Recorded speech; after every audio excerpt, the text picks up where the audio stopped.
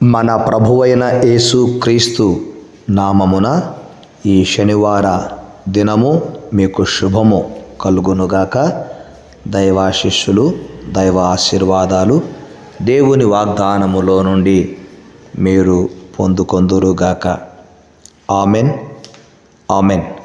ప్రభువునందు ప్రియమైన వారలారా, ఈ దినము మనకు ఇవ్వబడిన దైవ వాగ్దానమును బట్టి దేవునికి వందనాలు చెల్లించుదాం. ఈ దినపు వాగ్దానము: నీకు విరోధముగా గుంపు కూడువారు నీ పక్షపు వారగుదురు. Amen, amen. ఈ వాగ్దానమును యెషయా గ్రంథము 54వ అధ్యాయము 15వ వచనములో ప్రభువు మనకు అనుగ్రహించాడు. నీకు విరోధముగా గుంపు కూడువారు నీ పక్షపు వారగుదురు అనే మాట నేటి దినము మనకు వాగ్దానముగా ఇవ్వబడింది. ప్రభునందు ప్రియమైన వారలారా, యెషయా గ్రంథము 54వ అధ్యాయంలో మనము ఈ వచనాలు గమనించగలిగితే 17 వచనాలు ఈ 54వ అధ్యాయంలో ఉన్నాయి. అయితే ఈ 54వ అధ్యాయములో ఉన్న 17 వచనాలు ఇశ్రాయేలు పునరుద్ధరణ గురించి వాగ్దానము చేయబడింది. దేవునికి స్తోత్రము. దేవుడు తన ప్రజలైన ఇశ్రాయేలీయులను నేడు యేసుక్రీస్తు రక్తంలో కడగబడిన వారిని ఆయన ఎంతగానో ప్రేమిస్తూ ఉన్నాడు. ఈ లోకములో మనకు విరోధులు ఉంటారు అని వాక్యమే సెలవిస్తోంది. నీకు విరోధముగా రూపించబడిన ఏ ఆయుధము వర్ధిల్లదు అని దేవుడు మరొక చోట ప్రమాణం చేశాడు. ఉద్యోగంలో కావచ్చు, వ్యాపారంలో కావచ్చు, సేవలో కావచ్చు, వ్యక్తిగత జీవితంలో మనకు విరోధులు ఉంటారు.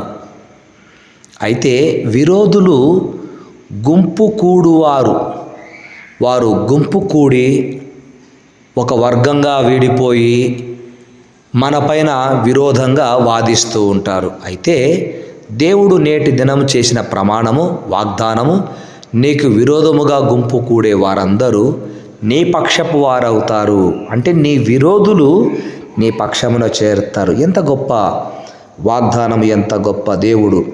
ఈ 54వ అధ్యాయంలో సియోను భవిష్యత్తులో పొందబోవు మహిమను గూర్చి దేవుడు వాగ్దానం చేశాడు. గొప్ప ఆదరణకరమైన వాగ్దానము దేవుడు తన ప్రజలకు ఈ అధ్యాయంలో అనుగ్రహించాడు. ఆ దినములలో గొర్రాలు అన్నది ఎంతో అవమానమును ఎదుర్కోవలసినటువంటి పరిస్థితులు ఉండేటివి.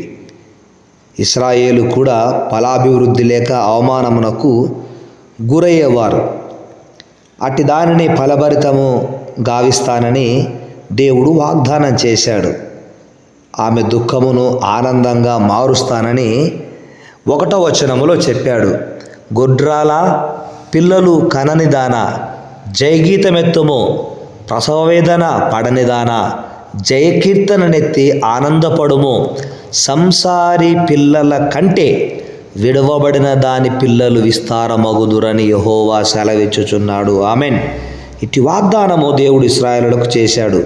నీ గుడారపు స్థలము విశాలపరచుము అని 2వ వచనములో. నా వాగ్దానమును బట్టి దేవుడు ఇశ్రాయేలీయులను విశాలపరిచి విస్తరింప చేస్తానని వాగ్దానం చేశాడు. దేవునికి స్తుతి, స్తోత్రాలు, వందనాలు చెల్లించుదాం. ఇశ్రాయేలీయులు ఏ విధంగా వ్యాపించారో మనము 3వ వచనములో చూస్తాం. 3వ వచనములో: కుడివైపునకును ఎడమ వైపునకును నీవు వ్యాపించెదవు, నీ సంతానము అన్యజనుల దేశమును స్వాధీనపరుచుకొనును అని దేవుడు గొప్ప వాగ్దానం చేశాడు. దేవుడు తన ప్రజలను విస్తరింపచేశాడు. ఈరోజు మన కుటుంబాలు దీవించబడ్డాయి, మన బిడ్డలు దీవించబడ్డారు, మన కుటుంబాలు విస్తరిస్తున్నాయి. అందును బట్టి దేవునికి స్తోత్రాలు. ఇది కూడా వాగ్దానమే. ప్రభువునందు ప్రియమైనటువంటి వారులారా, 3వ వచనములో వివరించి భయపడవద్దు, సిగ్గుపడ అవసరము లేదు అని 4వ వచనములో ఆయన ఆదరిస్తూ ఉంటున్నాడు. ఆదరణకరమైన వాగ్దానం ఇస్తూ ఉంటున్నాడు. కనుక నిన్ను సృజించిన వాడు నీకు భర్త అయి ఉన్నాడని అనడములో దేవుడు ఇశ్రాయేలీలతో భార్యాభర్తల సంబంధము కలిగి ఉండాలని ఆశిస్తున్నాడు. ఎంత గొప్ప దేవుడు అండి, ఎంత దయగల దేవుడు. సంఘమునకు క్రీస్తుకు మధ్య ఉన్న సంబంధం కూడా ఇలాంటిదేనని ఎఫెసీ పత్రిక 5వ అధ్యాయము 22 నుండి 33 వచనాలలో మనం చూస్తాం. కనుక ప్రభువునందు ప్రియమైన వారలారా, ఆయన ప్రేమ మనకు ఈ వాగ్దానములో వ్యక్తపరచబడింది. ఆయన ప్రేమ ఎంత గొప్పదంటే, దేవుడు గొప్ప వాత్సల్యముతో ఇశ్రాయేలీయులను సమకూర్చాడు. ఈరోజు మనలను, మన బిడ్డలను ఆయన ఆదరిస్తూ సంతోషాన్ని ఇస్తూ సమకూరుస్తుంటున్నాడు. దేవునికి మనం వందనాలు చెల్లించాలి. దేవుని ప్రజల విషయంలో ఆయన ఒకవేళ కోపగించినా ఇక నీ మీద మరెన్నడూ కోపగించనని, నా కృప నిన్ను విడిచిపోదని 9 నుంచి 10 వచనాలలో ఆయన వాగ్దానం చేశాడు. నోవాహు కాలమున జల ప్రళయమును గురించి నేను చేసినట్లు చేదును అని చెప్పి ఆయన గద్దించినట్లుగా గద్దించి నా కృప నిన్ను విడిచిపోదు అన్నాడు. దేవునికి మహిమ కలుగును గాక. నా కృప నిన్ను విడిచిపోదు అని ఇశ్రాయేలుతో అన్నాడు. నా కృప నీకు చాలును అని అపోస్తలుడైన పౌలుతో అన్నాడు. ఈరోజు నా కృప నిరంతరము నీకు తోడుగా ఉంటుందని మనకు వాగ్దానం చేశాడు. కనుక ప్రభువునందు ప్రియమైన వారలారా, వాగ్దానం చేసిన దేవుడు ఇశ్రాయేలీయులను, యెరూషలేమును ఏ విధముగా తిరిగి పునరుద్ధరిస్తాడో వాగ్దానం చేస్తూ ఉంటున్నాడు. అంతేకాకుండా ఈ 15వ వచనము నుంచి 17వ వచనాల వరకు శత్రువులకు కలగబోయే నాశనమును గురించి ప్రకటించాడు. మనకిరోజు వాగ్దానం చేశాడు. నీకు విరోధముగా గుంపు కూడువారు నీ పక్షపు వారగుదురు. ఆమెన్. ఎంత గొప్ప దేవుడు! ఆ దేవుడు నా కృప నిన్ను విడిచిపోదు అన్నాడు.